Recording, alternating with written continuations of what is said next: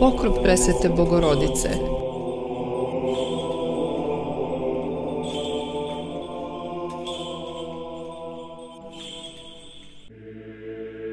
Danas proslavljamo duhovno pokroviteljstvo, posredovanje i zastupništvo pred Bogom koje dobijamo usled velikog milosrđa i ljubavi presvete Bogorodice prema nama.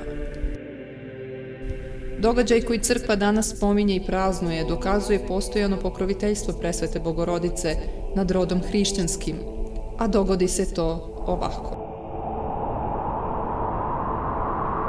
911. godine u vreme cara Lava Mudroga, varvarsko pleme Saracena, naroda srodnog današnjim Turcima Muhamedanaca po veri, podstaknuto mržnjom prema hrišćanima, opkolilo je Konstantinopolj sa jedinim ciljem da ga zbriše sa lica zemlje, da poruši njegove mnogobrojne hramove od kojih je većina bila posvećena Carici Nebeskoj, da žitelje izloži surovoj kazni i da neke od njih odvede u ropstvo izrugujući se njihovoj veri.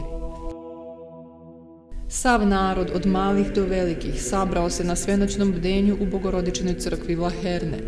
Očajanje ih je nateralo da se sa silnim vapajem i suzama molitveno obrate presvetoj Bogorodici. Bila je to njihova poslednja i jedina nada. Zamislite kako su se oni molili zagledavši se u svoj sutrašnji dan, odakle je provejavao dah smrti. Sve zemaljsko bilo je zaboravljeno. Ispred njih su bila vrata koja vode u večnost, na čijem su se pragu nalazili mučenička i nasilna smrt.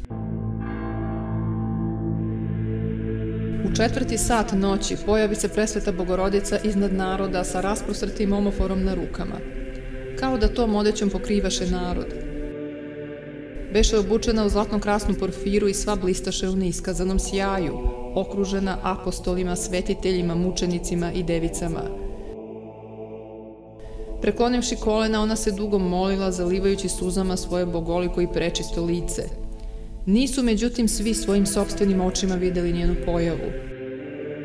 Samo su se njih dvojica, čiji je život bio predan Bogu, pravdi i istini i čije srce bilo kod Spasiteljevih nogu, zadivili ovim viđenjem. Bili su to sveti Andrej, Hrista radi urodivi, i njegov učenik Epifanije. Sveti Andrej, videći to javljanje, pokaza rukom Epifaniju blaženom i upita ga: "Vidiš li, čedo, Gospođu i caricu sveta, kako se moli za sav svet?" Odgovori Epifanije: "Vidim, sveti oče." Dvojica su vidjeli presvetu Bogorodicu, a svi koji su se molili i pokajanjem očistili svoja srca, bezuslovno su mogli da im poveruju. Za verom je usledilo delo i neprijatelj je iznenada, bez ikakvog vidljivog razloga, odustao od svoje namere.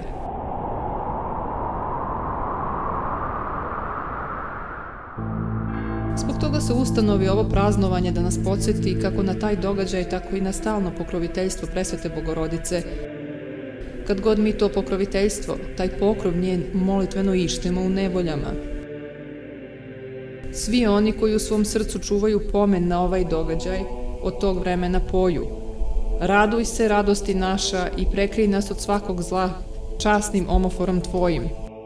Neka ona, svih žalosnih radosti, naša nebeska mati, rasprostirući svoj moćni pokrov, zastupi, spase i pomiluje sve nas. Amin."